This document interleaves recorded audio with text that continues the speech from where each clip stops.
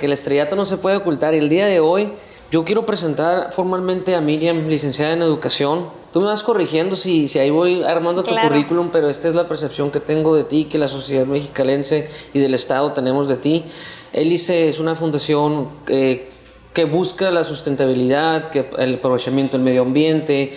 Y ahorita nos platicará la invitada, ¿no? Pero Miriam hizo la Fundación Hélice desde el 2009 activamente y queremos llegar a cómo llegaste hasta este punto donde eres reconocida. Yo que me dedico al giro del reciclaje, estoy en la industria, estoy en los medios desde hace muchísimos años. Fundación Hélice suena, es reconocida y también aporta muchísimo al medio ambiente. Yo te felicito por eso y te agradezco también en nombre de toda la sociedad tu labor, y que quisiera que nos platicaras, ¿no? Y que primero me corrigieras, que me digas tu entorno, si eres de aquí, de dónde vienes, primero tu persona. Bueno, pues muy halagada por tus palabras, y yo creo que este trabajo que hemos logrado construir con Fundación proviene del esfuerzo y de la colaboración integral entre la academia, que fueron los primeros que nos abrieron las puertas, las empresas, obviamente a título personal todas las personas que han estado construyendo este proyecto a lo largo de 15 años, pues dejan algo y se siguen sumando. Entonces creo que pues, es un trabajo en equipo, es un trabajo por y para Mexicali, y pues seguimos intentándolo todos los días. Y te platico un poquito de mí. Miriam viene de la Ciudad de México. Mis padres se conocieron en Ciudad de México, mi familia toda, materna, paterna, toda se encontraba allá. Por azares del destino, igual Baja California, pues no soy la excepción de otras familias que pues ahora sí que migraron y se enraizaron en Baja California. Dicen que por ahí la leyenda hermosa de el que toma agua del río Colorado aquí se queda. Está encantada, y pues yo creo que sí, es una tierra muy prometedora. Tuve la fortuna de crecer en una familia paterna con un abuelo demasiado amoroso, amante del campo, y que me mostraba desde pequeñita el amor hasta una flor. Sembrar el césped con él, arar la tierra con él. Antes, y era algo que es cultural, que sabemos que es algo que ya no se debe seguir haciendo, hasta encalábamos árboles. Era una cosa muy bonita en aquellos tiempos. A mí me tocó aquí en Mexicali visitar la Laguna Salada, estar ahí, pasar las tardes ahí, y pues todo eso se lo debo a mi abuelo. Entonces creo que por ahí Fundación Hélice tiene ese apartado personal que me da mucho gusto pues poderlo compartir aquí. Oye, Miriam, entonces llegas de Ciudad de México, tu familia viene de allá, tú creces aquí en Mexicali, entonces, y aparte de esos bonitos recuerdos que me cuentas de tu abuelo, ¿qué otras cosas recuerdas de ese Mexicali, de ese entonces? ¿Cómo eran tu época de juventud, de niñez aquí en esta tierra? Sí, bueno, es que esos contrastes yo creo que ya muchas generaciones no les tocó verlo, lo van a ver en fotografías nada más. Y pues obviamente también tenía mucho que ver con los tratados, ¿no? El tema del agua, que ahorita es todo un hito también que hay que buscar. El cómo llega el agua del río Colorado, que lo acabo de mencionar, y cómo se abrían las compuertas en la época en la que las presas de Estados Unidos estaban rebasadas. Y pues bueno, ahora eso ya está corregido, y pues es imposible que volvamos a ver la Laguna Salada con las cantidades de agua que llegaban del remanente, ¿no? Y bueno, por otro lado también pues eran inundaciones que se hacían. Si tú ibas en el trayecto hacia San Felipe, te encontrabas también con la inundación, el agua llegaba a nivel de carretera. Entonces pues era todo un fenómeno para nosotros que vivíamos aquí. Obviamente la laguna campestre, todo lo que era la zona del complejo lagunar, pues también era algo muy bonito, muy usual todavía, y ahora con el rescate que se está haciendo, pues se están retomando estos ecosistemas.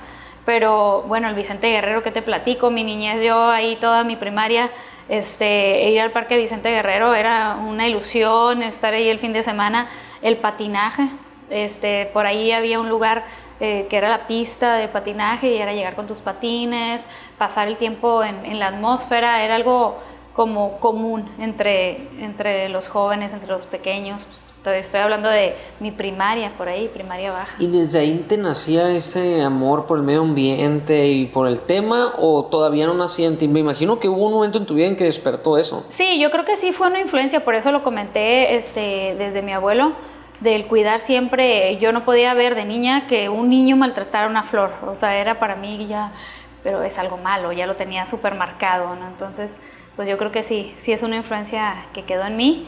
Y bueno, cuando tomé la decisión de estudiar Ciencias de la Educación, me empiezo a inclinar, yo empiezo a darme cuenta cuando empiezo a hacer mis trabajos dentro de la universidad. Yo estudié en la Facultad de Ciencias Humanas, Ciencias de la Educación. Cimarrona. Cimarrona de corazón. Y bueno, estábamos haciendo algunos proyectos, visitando diferentes lugares y sitios. Y siempre mi tendencia era hacia allá. Siempre estaba buscando cómo incidir en la conciencia. Por ahí hice ahí un proyecto también de la influencia de la televisión en aquel entonces y los videojuegos para el aprendizaje significativo de los alumnos en primaria. Entonces, mi tendencia siempre estaba hacia lo que estamos recibiendo en nuestro ecosistema, en nuestro entorno, como alumnos, y qué es lo que puedo hacer para mejorar. Entonces, de ahí me brinqué ya hacia las actividades empresariales en Mexicali, empiezo a cuestionar. Antes de llegar ahí, miren, quiero analizarte un poquito de cómo surge, porque me da también esta impresión de que tienes esta chispa de involucramiento en las cosas, porque pues yo también en la universidad, en la prepa, escuchaba todos esos términos, cuestiones que a veces nos platicaban, pero pues a todos nos pasan de noche, ¿no? La mayor parte. Y me da la impresión que eras esa alumna que sí prestaba atención, y que no solo prestaba atención, sino que pues te interesabas en diversos temas, ¿no? ¿Estoy en lo correcto? ¿Eras una alumna hasta de 10 y así? Me puedo describir, fui una alumna muy inquieta. Por ahí si algún maestro le toca ver este podcast, hasta se va a reír. Andaba de todo lo que pudiera hacer. En primaria fui muy deportista, estaba en la escolta, bailaba folclórico y era la que declamaba, era la que daba los honores a la bandera, o sea, andaba en todo. Sí. Muy activa, siempre me gustó mucho el deporte. Posteriormente en secundaria tuve un giro muy abrupto. Yo creo que es una edad en la donde defines amistades, sí, donde quieres ser inclusiva, estar perteneciendo a los grupos. Y bueno, ahí sale la Miriam un poco distinta a lo que fue la primaria, porque sí fue de cuadro de honor todo el tiempo. Ajá. En mi primaria. ¿Y qué explorabas en la secundaria? Dibujo también, okay. Ganaba los concursos de escritura, y bueno, estaba muy involucrada con mi formación en primaria. En secundaria, pues das el brinco, ya empiezas a salir con las amigas, yo estuve en una escuela privada, en una escuela de monjas, y ahí conocí a grandes amigas, la pasé increíble. ¿En cuál fueron puedes mis mejores años? ¿En dónde fue? Sí, el Colegio Frontera. ¿A qué Colegio Frontera? También es una influencia para mí, obviamente yo creo que todo lo que vas tocando en tu vida, en tu formación, pues es esa parte, ¿no? No, y te van dejando algo, ¿no? En cualquier lugar donde uno va pasando, y también si eres con esa chispa que te involucras, que vas, pues todo te va dejando huella y vas formando esta personalidad que... Y en aquel entonces pues estaba también involucrada en el básquetbol, en el voleibol, en todo lo que fuera el deporte. Estaba por ahí Matus Moncada, me acuerdo que era nuestro maestro de básquet, y bueno, de repente ahí lo hacíamos pasar unos ratos medio incómodos porque éramos muy inquietas. Pero muy padre, muy padre. La verdad es que la secundaria me dejó muy bonitos recuerdos, también una formación muy clara. ¿Conservas amistades de entonces? Sí, ¿no? Sí, soy comadre okay. del cuarto hijo de una de mis mejores amigas. Okay. Por ahí algunas nos encontramos a distancia, otras pues las llevo en el corazón, no las he vuelto a ver, pero sí, muy amiguera siempre, también he sido muy social, muy abierta. Mis calificaciones bajaron, soy honesta, pero era... dedicada y siempre equilibrada, o sea, digamos, nunca perdí el piso en ese tema. Sabía que la educación era muy importante, y la formación que teníamos en casa siempre era pues tener un título profesional, ¿no? Era algo que ¿Tus papás a qué se dedicaban, o qué profesión tenían? Finalmente decides educación, ¿por qué? ¿De dónde viene? Fíjate que ahí fue una situación que yo no la tenía contemplada. Si tú abres el anuario de Colegio Frontera, dice que yo voy a ser arquitecto. Okay. O sea, yo estaba perfilada a arquitectura, y yo me quería ir a estudiar fuera de Mexicali. Mi intención era irme a Guanajuato. Yo quería estudiar en Guanajuato porque... ¿Por alguna razón en Porque particular? visité la universidad, me encantó el enamoraste pueblo, de ya ahí. sabes, el Cervantino, todo eso a mí Sí. me llamó mucho y yo estaba, pero ¿Tu empecinada prepa que dónde tenía la que hiciste? irme. ¿Aquí en Mexicali? La preparatoria la hice, estuve un año en Salvatierra y fue la época en la que hubo la recesión, estuvo toda la parte de Salinas, estuvo complicadísimo y cambié mis estudios a lo que fue el Covach Zaragoza, yo Sí. me gradué de Covach Zaragoza, ahí también, ¿qué te cuento? Amistades, deporte, estuve muy involucrada desde los rallies, candidata a reina, todo el tiempo, o sea, Sí. estuvo, y ahí está mi primer encuentro con el reciclaje. Ahí es donde me topo por primera vez con un contenedor que había que separar los residuos de papel, enfocados en el residuo de papel. Y obviamente todos empezamos a ver, pues había dos botes. Habitualmente en un salón de clases había uno, y nos encontramos con que había dos. Y empezamos a respetar, empezamos a participar, y fue algo que fue una ¿Te acuerdas llamarada. que era lo otro que separaban? ¿Era plástico, por ejemplo? No, únicamente estaba enfocado al residuo de papel. Ok, papel.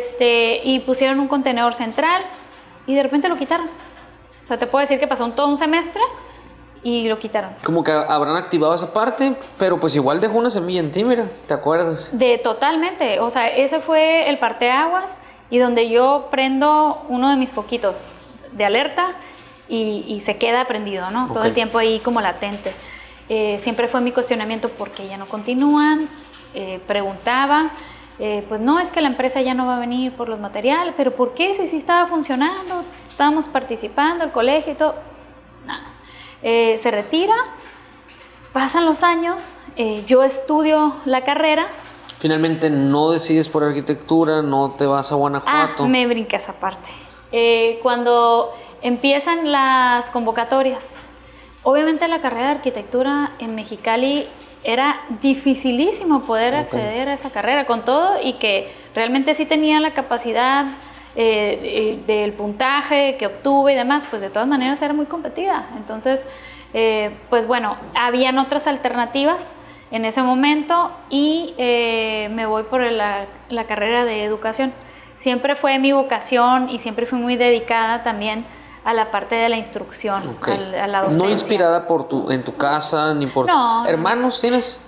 Tengo dos hermanos, un hermano que es un año menor que yo, mi hermano Jesús, y tengo una hermana pequeña que, bueno, ya no está tan pequeña, 7 años menor que yo, y creo que fue mi conejillo de indias, espero haberlo hecho bien, pero entraba a primaria y ella sabía sumar, multiplicar, o sea, ya era una eminencia en números ella, ya todo. Entonces el primero de primaria, pues obviamente mi hermana siempre 10 hasta la preparatoria, carrera. Yo creo que fue una alumna sobresaliente también.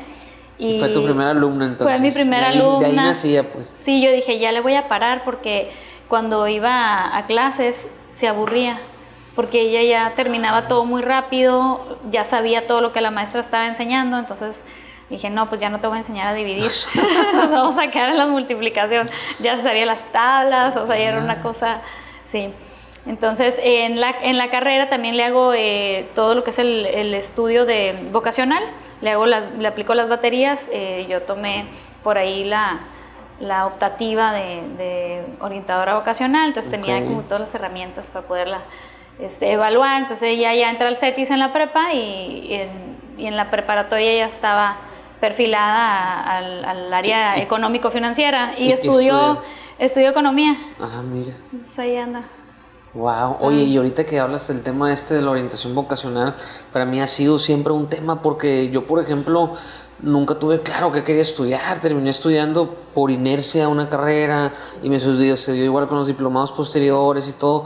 Pero ¿en qué radica que los jóvenes no sabemos definir tan claramente nuestro futuro?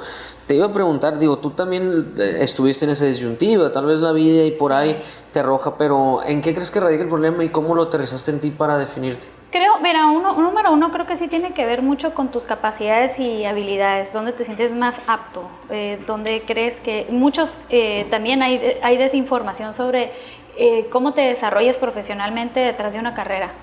Eso le sirve mucho a los jóvenes al reconocer, a lo mejor estás muy, muy entusiasmado porque quieres estudiar una carrera que no tienes idea que vas a pasar bajo el sol, y a lo mejor la práctica ya no es lo operativo no es lo tuyo. Exacto. Y tú ves la conclusión. Entonces ahí sí hay mucha desinformación del campo de desarrollo una vez que te gradúes. Hay mucha ilusión o ideas erróneas. Y bueno, otra es la inmadurez, obviamente en el entorno en el que te desenvuelvas. Yo creo que todavía estamos jóvenes a esa edad, ¿no? Y es una decisión tan importante porque de eso depende tu vida. Por eso, pues bueno, de ahí los orientadores vocacionales que tengan todas las herramientas para podernos dirigir y designar. Yo concluí al final que educación era una de mis vocaciones en los perfiles, donde decía, bueno, pues hacia dónde me voy a inclinar. Okay. Comunicación también me encantaba, pero me incliné por educación. Okay. Al final la psicología me fascina también. También por ahí. Pues creo que esas materias pues las fuimos cubriendo durante la carrera, y pues es un proyecto integral y la formación nunca se termina. Ahorita hay, y más que nunca, con esto de la educación a distancia, si elegiste una carrera pero te quedó la cosquillita de, ¿sabes qué? ¿Por qué no? Puedes tomar. A lo mejor el diseño me encanta y sería buena. Puedes tomar un diplomado en diseño y cumples con está gratis, ahorita puedes tomar muchas Exacto. cosas, ¿no? Entonces hay más información que antes, que en mi época. Entonces los alumnos tienen ahora sí que ya creo que otros ejercicios. A mi hija ya le tocó explorarlo en cursos de verano, donde ya las universidades ponen esos espacios y estos cursos de verano donde puedes ya involucrarte con las materias de qué es lo que van a hacer y dónde te vas a desarrollar. ¿Y te convences o terminas por decir, no, yo paso? Sí, también para todos los papás también, que nos podamos informar de todas estas alternativas para informar y orientar correctamente a nuestros hijos, ¿no? ¿En qué momento de tu vida empiezas a trabajar ya profesionalmente como licenciado en educación o qué rumbo agarra tu vida en ese momento? ¿Te casas en ese momento de tu vida? ¿Te metes a trabajar? ¿Viajas? ¿Qué sucede contigo? Fíjate que inmediatamente estaba yo estudiando Ciencias de la Educación y empecé a tomar mis prácticas profesionales en una escuela privada, CEIM. Okay. El dueño y el director, el Miguel Ángel Rosete, que también por ahí le mandamos muchos saludos, pues me dio ese espacio, estuve ahí, estuve dando clases a quinto de primaria, a sexto de primaria, estuve durante 2 años continuos. Okay. A la par me invitan también por una invitación ahí de una de las maestras que tenían los perfiles, y me dice, Miriam, fíjate que se abrió una posición en Casa de la Cultura. Y empiezo a tener ahí también prácticas profesionales con Casa de Cultura y me asignan, me contratan, me asignan el área de la coordinación de educación. Okay. Y empiezo a capacitar a los docentes para, en aquel entonces se llamaban cartas descriptivas. Empezamos a desarrollar los programas, porque si bien, y más las artes finas, en lo cultural, pues no se contaba con un programa escrito. Ellos lo hacían pues de una forma, digamos, lírica, y muchos de ellos sí con certificaciones y demás, pero aterrizar y plasmar lo que tú vas a dar en un curso, pues no era un proceso sencillo para ellos. Entonces pues creamos una guía para que ellos pudieran llenar y hacer el vaciado de sus cartas descriptivas, y ahí empiezo con el mundo fascinante de la cultura, de los eventos, de las relaciones públicas, y empiezo como que a darme cuenta y a ser como más integral en mi profesión, porque pues estaba muy perfilada a la docencia. Es justo lo que te iba a preguntar, o sea, ahí ya le ibas encontrando un perfil, también no a tu carrera de pila, sino a tu perfil profesional o de vida, porque de pronto ya lo hablamos, ¿no? Elegimos la carrera de repente muy al azar, como fue mi caso, de repente por circunstancias, como son otros casos, pero bueno, ya después la vida te va arrojando, ¿no?, a la realidad, pero después en esa realidad uno también va perfilando su vida hacia especialización, hacia proyectos personales y tal. Ahí te encuentras contigo siendo capaz de relacionarte públicamente. ¿Con qué Miriam te encuentras en esta etapa de tu vida? Casa de Cultura me enseñó muchísimo, fue ahora sí que mi segundo hogar. inclusive el segundo hogar de mi hija. Paulina estaba muy chica y pues obviamente yo también terminando la carrera con una bebita. Y pues bueno, era impresionante cómo Paulina pasaba por todos los salones, era bien recibida. Hoy por hoy estudió diseño gráfico. Y pues bueno, creo que esa influencia también que tuvo de la cultura alrededor de ella, y pues está muy dedicada a eventos también, creció dentro de los eventos y así era, o sea, los trabajos también en aquel entonces de gobierno y todavía lo siguen siendo, es de mucho compromiso. Tú tienes a tu cargo una responsabilidad de un evento y no te vas hasta que terminas y dejas todo listo para el día siguiente, y así son todos los días. Entonces pues me apasionó.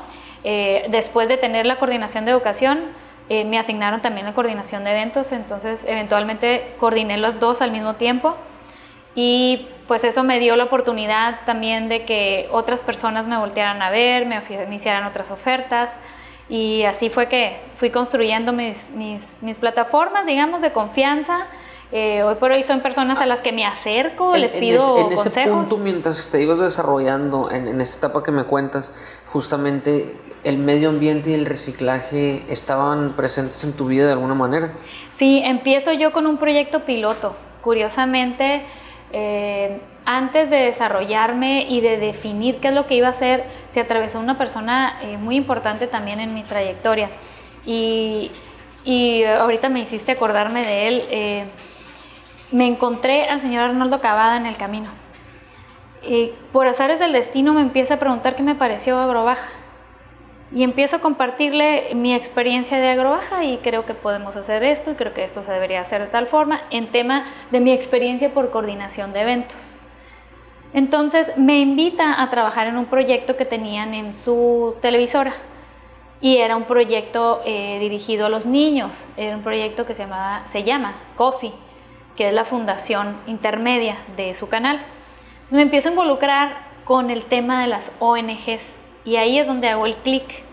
Empiezo a ir a Ciudad de México, empiezo a trabajar todo lo que era la parte de la donataria autorizada, y empiezo a darme cuenta y dije, a ver, todo el tiempo me he cuestionado por qué hay tanta importación y por qué no hay un aprovechamiento de los residuos, y por qué nosotros los mexicalenses tiramos la basura al relleno sanitario automáticamente, sin cuestionarnos que otras industrias en Mexicali pueden aprovechar todo esto que desechamos, ¿no? Entonces, ¿por qué no existe un programa? Entonces empiezo a cuestionarme muchas cosas yo en mi cabeza, y ahí fue donde dije, una ONG. Cuando empiezo a conocer el funcionamiento, el mecanismo, los adentros de la estructura de una organización civil, y fue a través de ayudar a esta fundación que estaba ya estructurada, pero que requería regularizarse en algunos aspectos. Y en ese caso estaba haciendo match tu perfil de educadora, estábamos hablando con los niños en ese momento. Sí. El ayudar, el involucramiento, la relación pública, todas tus virtudes empiezan a relucir, y empieza, a lo mejor yo veo también eso como un hito, ¿no? Este despertar de decir, wow, por aquí va. Pero antes de llegar a ese despertar, hiciste preguntas muy certeras para poder despertar, y yo quisiera que se las dejáramos también a la gente que nos escucha. Yo también a veces me pregunto, en el caso personal, en mi caso personal, yo crecí, soy tercera generación de recicladores. Por ahí va a salir el podcast que hicimos recientemente con mi abuelo, que fue fundador de los recicladores aquí en la localidad. Entonces yo crecí con el tema del medio ambiente, ¿verdad? Pero en cuanto a mi educación, siempre fue junta los fierros o los metales porque valen algo, ¿no? Claro. Entonces era como mi forma de ver el reciclaje. Entonces yo de pronto, conforme fui creciendo en mi vida, veía que gente tiraba la basura, ¿no? Tiraba una lata, tiraba un papel, una botella, lo que tú quieras. Y yo me preguntaba por qué están tirando, en este caso, el dinero, ¿no? ¿Por qué están tirando la basura? ¿Por qué dejamos que se esté contaminando la cloaca con esa basura en vez de que lo separes y lo lleves a una recicladora que te den dinero? O sea, me costaba trabajo entenderlo, y fue como ese perfil fue creciendo en mí hasta hoy en día dedicarme a la industria maquiladora, con el reciclaje y los residuos que sabemos. Pero esas preguntas me las hacía. ¿Qué preguntas se debe hacer la gente? Porque hoy en día la gente no sabe tal vez ni siquiera qué es un relleno sanitario. O sea, no se pregunta. Tiramos la basura, o estamos en esta economía lineal que es de desecho, donde utilizamos una botella y la tiramos pensando que el gobierno o el señor basurero va a resolver este problema. Es decir, yo creo que la primera problemática que presentamos es que la gente desconoce que hay un problema, entonces. Sí. Mira, a lo largo de 15 años yo también me sigo cuestionando y entendiendo la dinámica cultural y social en los aspectos de cómo aprovechar y generar conciencia sobre lo que estamos desechando. Tenemos una influencia muy fuerte fronteriza. Por la geolocalización en la que nos encontramos, también estamos en una gran desventaja. Somos un valle y tenemos algo que a todos nos une y que de alguna manera nadie queremos perder, que es nuestra salud. Ese tema en común creo que debe de ser el aspecto más importante al cual debemos de voltear y empezar a tomar más conciencia. Más allá de la separación de los residuos, del aprovechamiento, y algo que también he descubierto es que la falta de educación, hay que fortalecer los programas educativos en los temas ambientales, es una herramienta. Tú lo acabas de poner ahorita de ejemplo. Tú recibiste una formación, yo recibí una formación, tenemos una influencia y es algo que fácilmente es replicable y que influye en nuestras acciones directamente. Entonces, por eso es que Fundación Hélice también ha dedicado estos años y que su objetivo principal es educar. Entonces, tenemos que reeducarnos en la edad en la que nos encontremos. Hoy hay más información. Hoy los niños ya nos dicen, si llegamos a las escuelas, no son las mismas generaciones hace 15 años que ahorita. Obviamente ya se está hablando de, tú les hablas de las 3 o de las 4 R's y te las van a recitar. En aquel entonces pues no teníamos esa diferencia en tu generación y en la mía. Aún, sin embargo, yo creo que sí seguimos teniendo un gran reto, un reto de participación comunitaria y tenemos que tener un reto de participación de gobierno. Yo creo que las entes de gobierno y esa parte como la que conectas tú y dices, bueno, la persona o el ciudadano común y corriente dice, es responsabilidad, yo ya pago mis impuestos. Y ahí es donde hay una gran confusión. Realmente en México y en específico en nuestra localidad, en Mexicali, nosotros no pagamos por la disposición de la basura, está subsidiada y son pasivos del ayuntamiento y el pago que hacen ellos por la disposición y traslado de los residuos, a final de cuentas no está subsanada con el costo que paga el ayuntamiento contra lo que pagamos de nosotros de impuestos. ¿Crees que debería pagarlo el ciudadano, el que lo produce, el que le genera o el que lo utiliza? A final de cuentas se tiene que hacer un diagnóstico real del costo, traslado, segregación, que no existe. Tenemos una práctica muy rudimentaria, no tenemos tecnología en nuestro centro de transferencia en Mexicali. Pues y pensar en tecnificarlo, pues obviamente implicaría eso, que tendremos que sentar a las bases de la mesa. Yo siempre he estado impulsando una propuesta que es crear un clúster de industriales del reciclo, porque aquí en Mexicali y en Baja California somos un nicho de oportunidad de aprovechamiento de los residuos. Tenemos fábricas de vidrio, tenemos el aprovechamiento de los metales que te voy a platicar, tenemos el aprovechamiento de las fibras, de los orgánicos, somos un valle agrícola, reconocidos por eso en Baja California. Realmente estamos en vías de desarrollo a crear un sistema de simbiosis industrial para que todos estos residuos no nada más se estén valorizando por la compraventa, sino por la economía circular, que ya es una ley que está en vigor, todavía inoperante, y bueno, ya me estoy yendo a términos de operación, ¿no? Me encantan estos términos, o sea, son mis pláticas, yo fascinado, sí. ¿No? Pues sí, deberíamos, es que parece una utopía, ¿no? Llegar a esa economía circular. Yo tanto la pregono ahí en las charlas que de repente me aviento con los chavos del tema, ¿no? De dejar de ser una economía lineal, hacer una economía circular. Y justo, o sea, das en el clavo.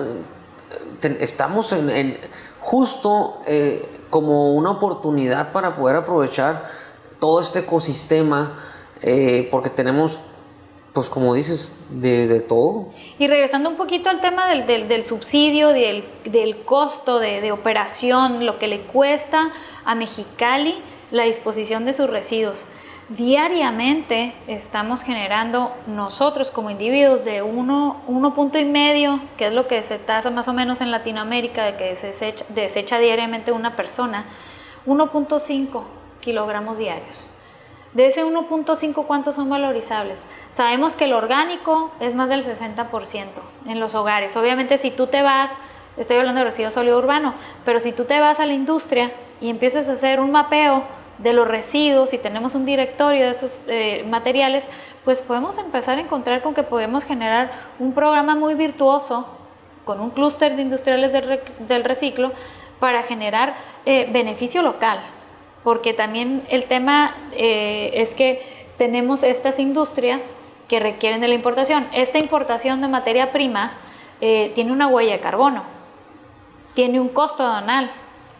Y los aduanales dirán, bueno, ¿y por qué me quieres golpear? No lo estoy golpeando, pero pues hay un costo va más de importación. O sea, hablando de los consumidores locales, pienso que es su manera de acaparar el mercado, ¿no? Porque pues tú vas a una papelera, a lo mejor San Francisco, vas a una siderúrgica hablando del acero, o tú como... O Fevisa. O vas y les dices, oye, te quiero llevar mis residuos para que pues o te lo reciben en escasas cantidades o a un costo muy barato, pero a los mercados foráneos se lo reciben a mejores beneficios y todo. Yo he querido llegar al fondo de eso y básicamente es porque pues no van a hacer crecer a nadie local. Entonces para ellos les resulta más conveniente importar o todos estos costos. Pienso que va por ahí, pero entiendo porque justamente estas industrias podrían consumir perfectamente lo que todo Mexicali genera. Totalmente. Y seríamos una economía circular perfecta, ¿no? En esto. Sí, bueno, alrededor de estos temas, la calidad de los materiales, dependiendo ahora sí que la industria de la cual estés hablando, pues tiene sus requerimientos muy, muy, muy estrictos. Hablando, por ejemplo, del papel. Se requiere, y más porque es un papel sanitario, no es un papel bond para elaboración de cuadernos o demás.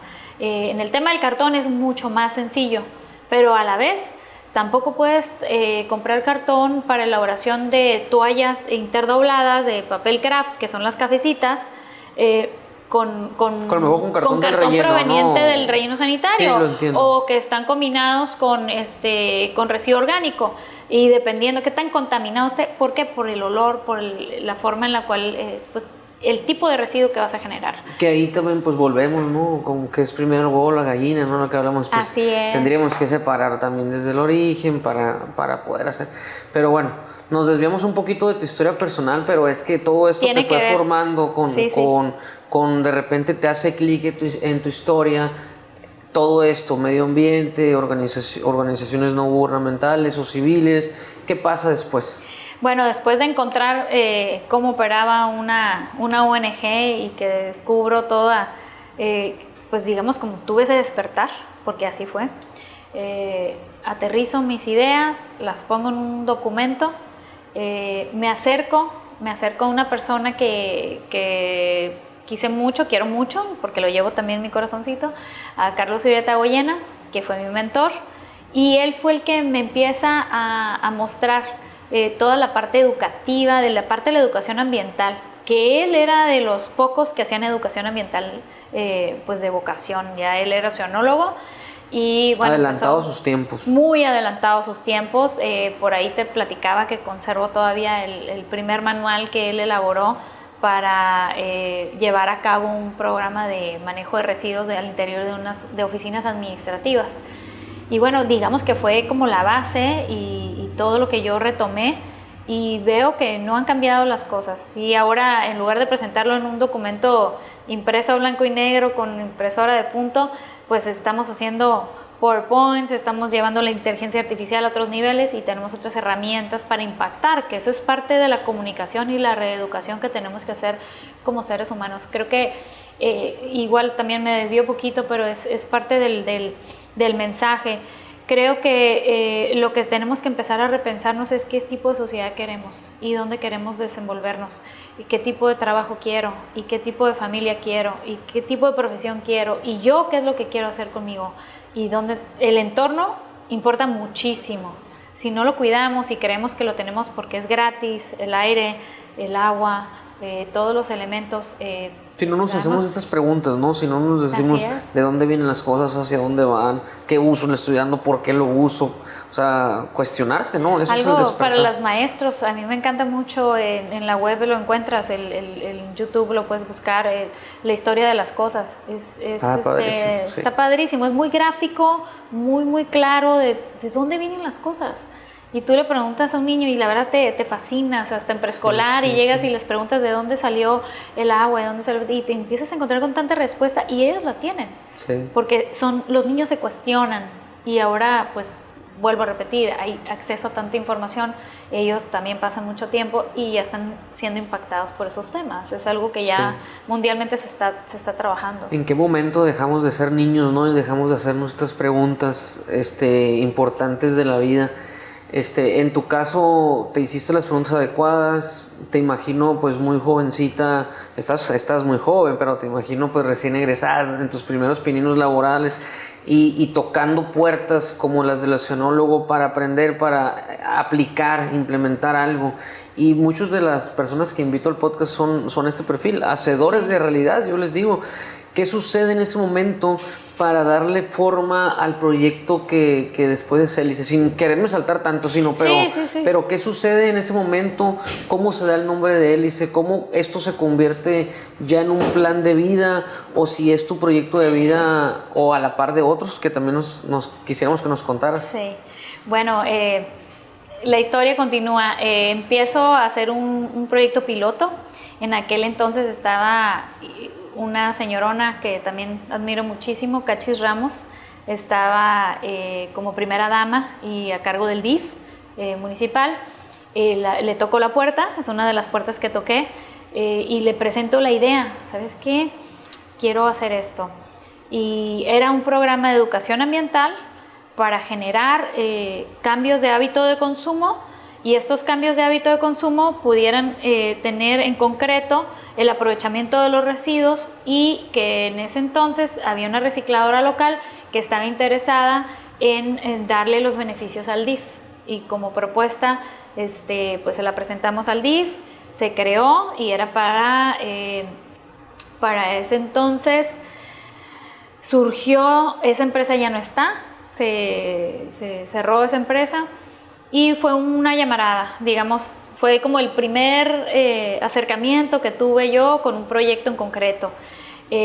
Como fue invitada, yo también estaba en Casa de Cultura, estábamos haciendo otras cosas, pues digamos que fue nada más algo que hice on the site, lo hice por mi parte y se me quedó la experiencia. Dijimos, bueno, ok, había un acercamiento con una embotelladora muy importante que quería también participar, que lo había traído esta recicladora.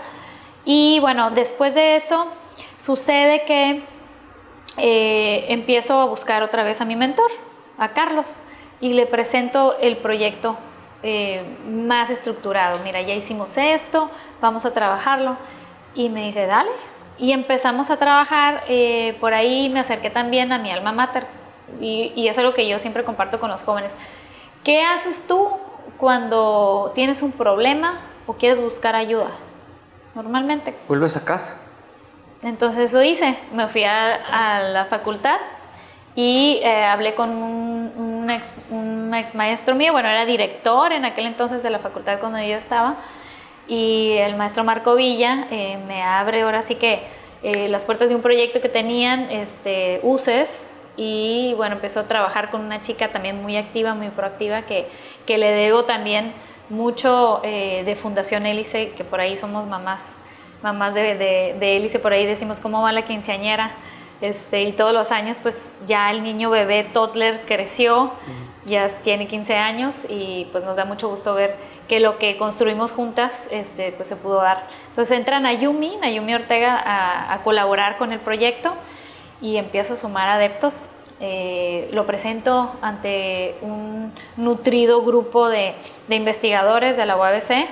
Era un PowerPoint así muy, muy amateur y pues se interesaron. También me dieron como su anuencia. Ajá. Entonces pues salgo de ahí, imagínate, yo pavo real. Claro, yo así decía, oye, bueno, qué padre. pero vean, chéquense todo lo que tiene que pasar para que uno pueda hacer las cosas, porque de buenas ideas todos tenemos, pero saberlas aterrizar y llevarlas es lo que marca la diferencia. Yo siempre lo digo, el Panteón está lleno de excelentes ideas, pero si no haces el primer paso, si no tocas la primera puerta, si no abres el primer libro o escribes los primeros datos, no va a salir de ahí. Y acá Miriam nos está dando una cátedra de esto, después de tocar, de volver al alma mater, de preguntar, de acercar, de buscar un mentor, porque son de las más grandes enseñanzas de vida que hay. O sea, acércate a alguien que sepa. La verdad, la gente con la que uno se acerca y pides ayuda, la gente te ayuda.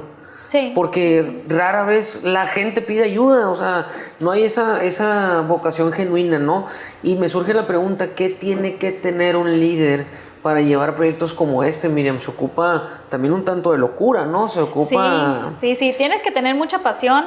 Un tornillo se tiene que estar aflojando porque tienes que creer mucho en tu proyecto, tienes que tener muchas ganas de quererlo hacer, porque te vas a encontrar con que el dinero no lo vas a tener, tienes que buscar personas que no son accesibles hacia ti, tienes que estar tocando estas puertas. Y una persona, y mira, eso es algo que me dieron así como tip en un curso que tomé de organismos de la sociedad civil en Tijuana. Venía el director de un banco y explicaba pues toda la fase que tenías que cumplir y los requisitos para poder acceder a sus fondos, ¿no? Un banco muy importante. Y pues estábamos, y bueno, era en coordinación con otros proyectos que estaban para formación. Y su tip era, pues tengo tantas opciones a quién apoyar que realmente yo entrevisto, una vez que hago mi filtro, entrevisto a las personas que me vuelvan a sustentar su proyecto y por qué lo quieren hacer. Y a las personas que apoyo, es aquellas que les brilla los ojos cuando hablan de su proyecto. Los ves enamorados. Porque lo transmites, o sea, algo que te gusta, que estás convencido, le vas a seguir terqueando. Entonces sí son muchos elementos. Al final de cuentas es cansado, y yo creo que sí tienes que tener un soporte. Tienes que tener un soporte no económico al 100%, pero sí tienes que tener los pies y saber cuándo es momento. Este proyecto lo guardé en un cajón durante algunos años porque las condiciones no estaban dadas para poderlo operar. Mexicali no tenía lo que tiene hoy. En el entendimiento, el desarrollo del globo terráqueo no estaba a estos niveles, o sea, no se hablaba de calentamiento global como se habla ahorita, no se hablaba de economía circular, en aquel entonces era desarrollo sustentable, y empezábamos como con el boom. Fundación, yo creo que en el 2009 cuando inicia, habían obviamente campañas que nos antecedieron. Algunos, tú estabas muy joven, pero había una campaña que se llamaba Amanda y Aciérrale, que estaba dirigida al agua. Y era una campaña federal y todos traíamos en la cabeza de la Amanda y Aciérrale. Y como el Ponte Trucha, sí. O sea, cuestiones que hacen sabes falta que, más de esas buenas publicidades. Claro, entonces pues bueno, sí, coincido con eso. Y otra de las personas a las que toqué puerta y que fue crucial en este proyecto y donde ya dijimos, ya arrancó esto, pues bueno, ya tenía a la academia. Ya tenía una persona que me ayudaba, que no estaba Miriam sola tocando puertas, que era Nayumi. Ya estaba la parte de los perfiles, de cómo estábamos trabajando los programas educativos. Y ya teníamos un norte de a dónde íbamos a mandar los residuos, porque obviamente tienes que tener todo tu diagrama de flujo completo. Pero nos estaba faltando un elemento muy importante, que era gobierno.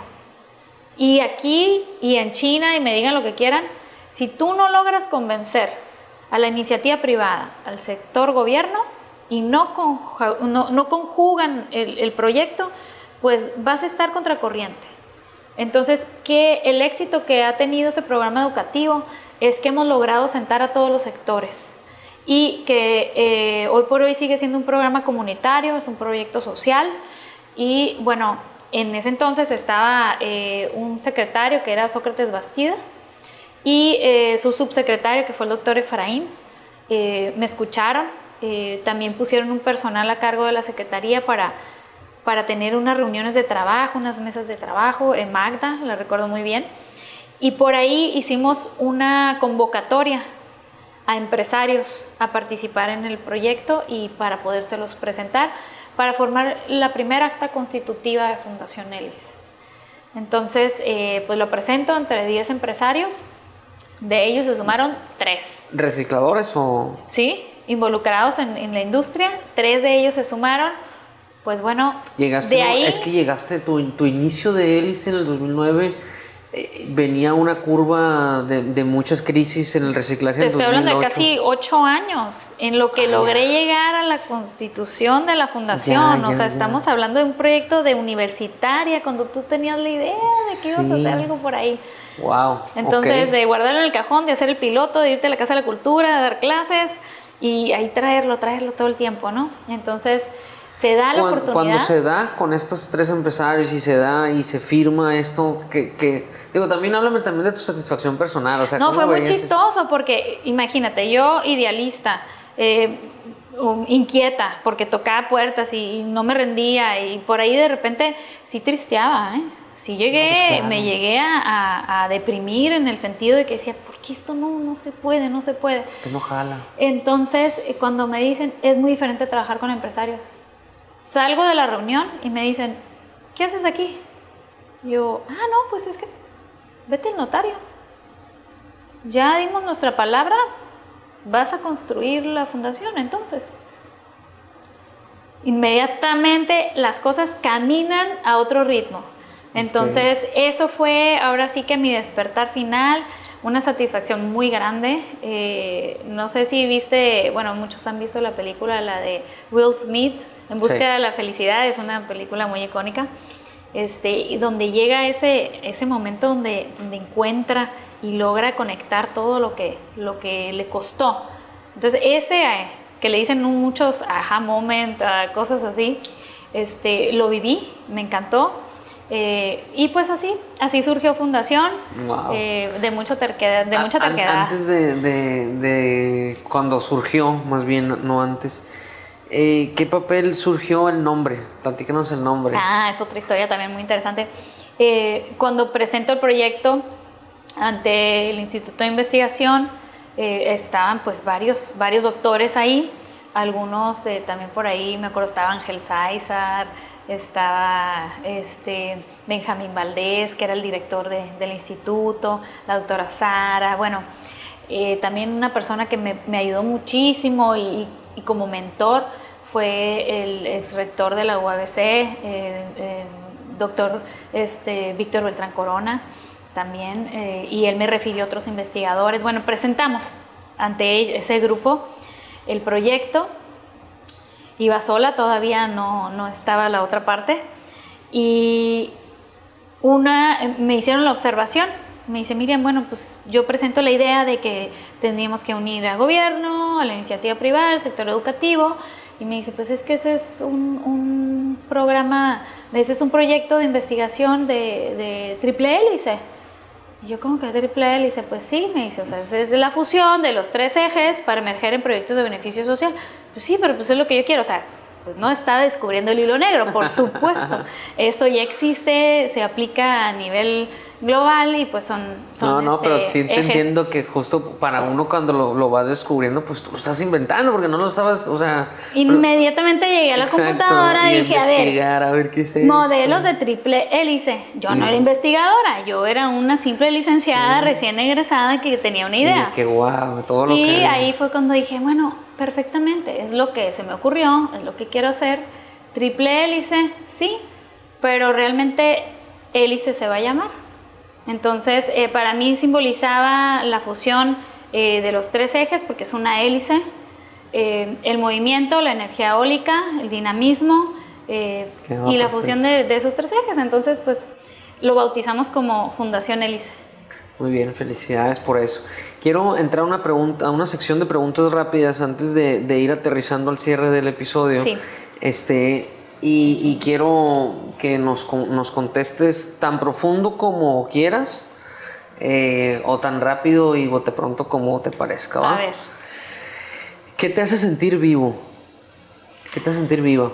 El agua. El agua. ¿Te gusta mucho cuando te refrescas o es un sentido de...? El agua. El agua.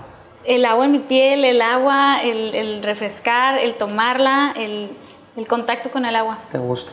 Me gusta. ¿Eres de playa? ¿Te gusta vacacionar? Me gusta la playa. ¿Cuál es tu lugar favorito en el mundo? Lugar favorito en el mundo. Difícil.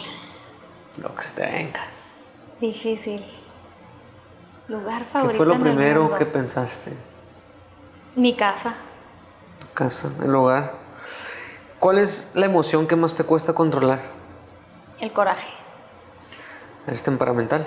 Sí. Sí. ¿Qué Se es? me nota. ¿Y te gusta tener control de las cosas? Sí. Sí. Por ahí va, ¿no? ¿Qué es lo más importante en tu vida? Mi hija. ¿Libertad o seguridad? Libertad. ¿Qué es lo que más te frustra? ¿Qué es lo que más me frustra? La injusticia. ¿Cuál es la virtud que más admiras de los demás? Lo pensé mucho, no sabría contestar. A ver, ¿qué es lo que más admiro de los demás?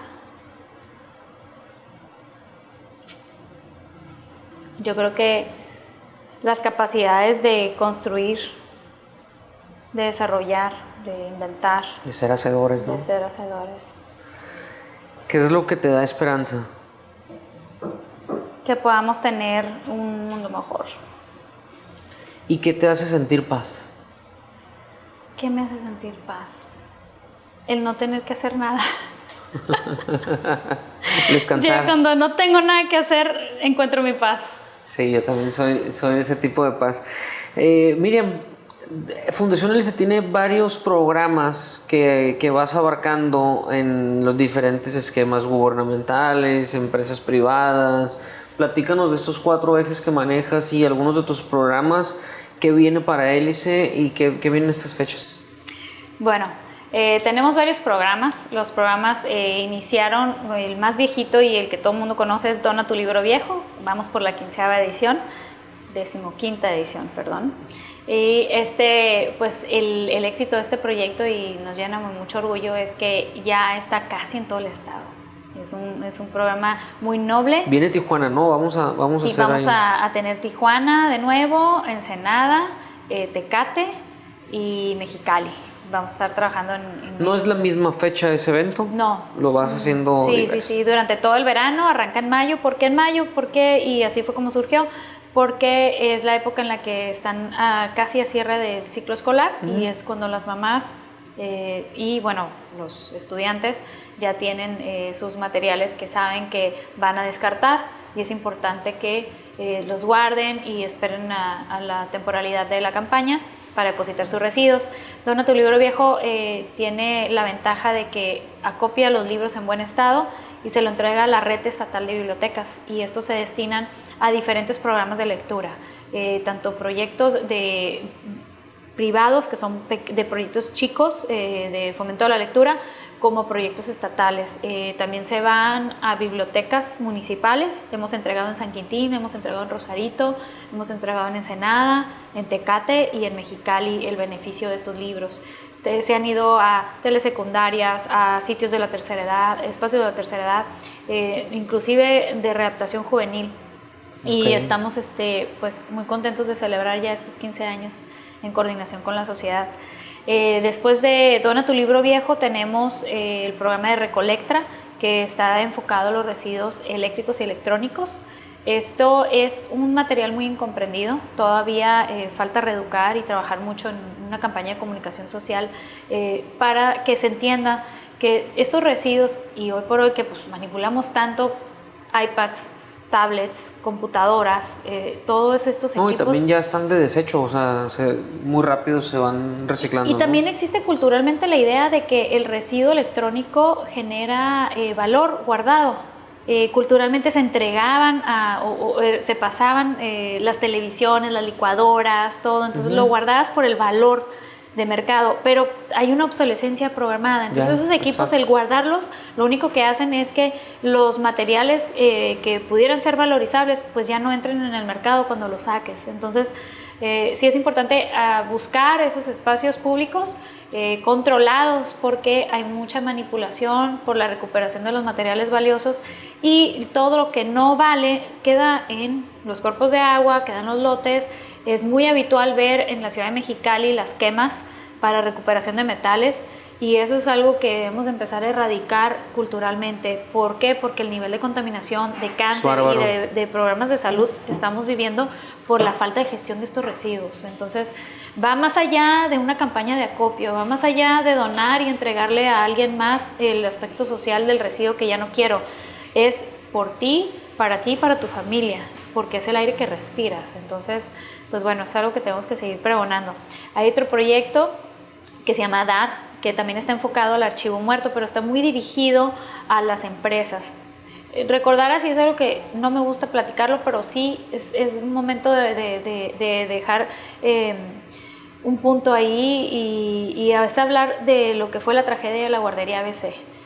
Esa tragedia fue originada por un archivo muerto. Un archivo muerto en un sitio donde pues, realmente terminó con una tragedia. Entonces ahí fue donde se originó el incendio, y es una invitación y un exhorto que siempre le estamos haciendo a las autoridades y también a las empresas, para que dispongan adecuadamente de estos residuos, que se acerquen ya sea a través de Fundación Hélice o de recicladores formales, para que hagan un correcto manejo de la confidencialidad de sus materiales. Existe también culturalmente esa idea del mexicano de que la manipulación de la información debe de ser cerillazo. Es lamentable que todavía procuradurías, todavía dependencias, inclusive empresas privadas estén optando por el cerillazo. Entonces, no, increíble, pues es un habiendo proyecto. tantas ya tecnologías y formas de... Dona tu libro, archivo muerto. Tenemos también un proyecto que se llama Red de Puntos Verdes. Ese lo pueden encontrar, tenemos 2 sitios en Mexicali, estamos por donar 2 más. Estos contenedores los van a poder, son de acceso gratuito, y pues ahí también estamos recibiendo electrónico, aluminio, papel y plásticos. Que son esos contenedores marítimos que están ubicados acá enfrente de Punta Este. Punta Este tenemos uno, en Juventud 2000 tenemos otro, y posteriormente vamos a agregar 2 más a la ciudad de Mexicali. Los estás moviendo también, porque había visto otros en Parque Vicente Guerrero, tal vez. O teníamos en Sol del uno Niño. en Sol del Niño, y teníamos otro en estaba acá en Calzada Cetis, sobre pero ese predio cerró, lo que era el negocio cerró, y tuvimos que moverlo, y bueno, lo adoptaron el grupo que tiene ahorita Punta Este, adoptaron el contenedor, y la verdad es que la ciudadanía pues seguía preguntando. Solicitar, o sea, las organizaciones te lo solicitan de que ven, instálalo aquí, o tú andas buscando dónde. Yo busco los espacios, obviamente sí se han acercado, ahí hay una empresa muy grande interesada, donde hay un nicho, pues son más de 3,000 empleados, y para nosotros lo importante es que este proyecto no pierda el sentido originario, que es la sociedad y para la sociedad, porque es para los residuos de casa habitación, no para la empresa propiamente, para que no se distorsione como la información. Y bueno, tenemos proyectos comunitarios. Hace tiempo que no trabajamos. ¿Por qué? Porque los fondos que la fundación tiene en estos momentos no nos da para trabajar un proyecto comunitario, pero sí son adoptados por empresas. Nosotros tenemos varios ejes temáticos para trabajar con las comunidades, y están varios modelos que hemos implementado que son casos de éxito. Como una invitación para los empresarios que nos pueden ver, de que se pueden aportar a Fundación Hélice, o cómo podemos aportar como empresarios a tu movimiento. Bueno, hay varias formas. Nosotros somos donataria autorizada, y si está dentro de los ejes de la empresa o de las políticas de la empresa apoyar organismos de la sociedad civil, pues nosotros tenemos ahora sí que toda la reglamentación y toda la ejecución del recurso que se pueda ejercer hacia fundación, con los comprobantes debidos sobre la educación ambiental y los programas que están apadrinando. De hecho, hay paquetes hechos a la medida para cada empresa, y inclusive hay unas empresas que están inscritas como socialmente responsables que tienen indicadores y cumplimientos, que es adopción de escuelas, adopción de espacios verdes, qué tan extramuro de la empresa te estás yendo. Y pues bueno, la participación con un organismo de la sociedad civil como Fundación Hélice pues les da todo ese respaldo y todos esos indicadores para que puedan certificarse. Y nosotros también entregamos los documentos comprobatorios, los manifiestos, entregamos también una carta que es la constancia de reciclaje, donde viene ahí la traducción ambiental por la aportación otorgada. Obviamente el recurso económico, si no es con un entregable como un producto de empresa simplemente para la educación ambiental, nosotros damos los cursos gratuitamente y pueden ser apadrinados por una empresa, inclusive dentro de su propia empresa o otra vez extramuros. Y pues bueno, hay muchas alternativas, ahora sí que depende del interés de la empresa de participar en los temas ambientales. Ok, súper bien, pues ya lo saben, vamos a dejar tus contactos y todo para que la gente que se quiera sumar, me parece muy loable, tus objetivos de comunicar, de educar y de gestionar también el residuo me parece maravilloso, yo te felicito. Gracias. Y por último, antes de despedirnos, ¿qué cambios vienen para Hélice en cuanto a tu forma de trabajo? ¿Ya se trabaja más remotamente, más gente más especializada, otro esquema de negocio dentro de la asociación civil? ¿Qué vienen para Hélice? Bueno, mira, ahorita algo que Fundación Hélice ha empezado a trabajar es la parte de la legislación. Nosotros empezamos incursionando con la parte operativa, obviamente eso nos ha llevado a trabajar otras corrientes residuales, iniciamos con unas muy nobles, ahora ya los días sábados, que se me pasó a compartirte, estamos recibiendo desde pilas provenientes del hogar, estamos recibiendo todos estos materiales que ya platicamos, adicionalmente los ecoladrillos, el cartón ya lo recibimos en nuestras oficinas los días sábados. Y pues se empieza a convertir en un bazar cultural donde empiezan a entregar, o sea, de forma constante los materiales y pues queremos que eso no se pierda. A la par tenemos que tener una estructura legal en nuestro ayuntamiento, tiene que ver los reglamentos y los insumos para que nosotros podamos operar, y cuando digo nosotros hablo de manera integral, me refiero como sociedad. Estamos formando parte del CEPA, que es el Consejo de Medio Ambiente del Estado, que lo administra en la Secretaría de Protección al Ambiente, y ahí es donde llevamos iniciativas de ley. Entonces estamos por realizarle una serie de recomendaciones que ya se trabajó esto por parte de la Secretaría para modificar la ley de economía circular, que es inoperante actualmente. Y pues bueno, estamos incursionando muchísimo en este proyecto, traemos un congreso, traemos modelos de investigación, trabajo en colaboración con un recurso de EPA. Entonces estamos muy activos por la parte de la estructura que Mexicali requiere para poder construir un mecanismo para la gestión de los residuos. Yo creo y estoy convencida que si no atendemos la problemática de los residuos, no vamos a poder disminuir el efecto de contaminación ni los efectos que se generan por la salud en la calidad del aire derivada del mal manejo de los residuos. Hoy por hoy los residuos llegan a los cuerpos de agua, llegan al aire y pues no los estamos comiendo. Entonces pues sí requerimos tecnificar, trabajar un poquito ahí con esa parte de tener bandas de segregación, un centro de transferencia digno, el relleno sanitario está saturado, pues hay que trabajar de la mano con gobierno y buscar los mecanismos para que tengamos una ciudadanía digna con los residuos que generemos, pero con una disposición adecuada. Pues hay que trabajar para no merecerlo, hay que hacer algo, hay que hacerlo. No te llega solito. No. Miriam, pues muchísimas gracias, me quedo fascinado con la plática, te admiro muchísimo, sigue adelante en tu camino, cuentes con un amigo, cuentes con un apoyo también para seguir en esta bandera, y felicidades. Pues vamos a darle, que no seamos pocos, que seamos más cada vez. Muchas gracias. ¿Algún último mensaje? No, pues a ti y a tu equipo por recibirme aquí en estos estudios tan lindos, muchas gracias.